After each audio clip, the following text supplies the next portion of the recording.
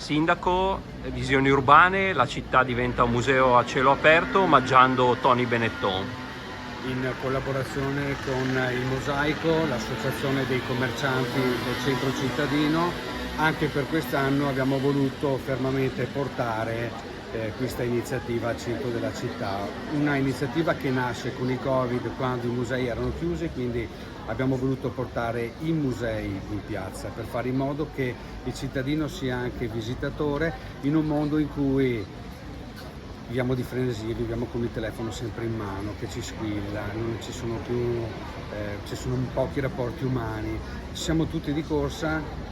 In questo momento possiamo imbatterci in alcune opere nel nostro contesto cittadino, opere che permettono al cittadino di diventare visitatore e può vivere la città in maniera riflessiva, vedendo qualcosa di nuovo, qualcosa di diverso. Un ringraziamento va alla famiglia di Tony Benetton, uno dei più grandi scultori a livello italiano e a livello internazionale. Grazie.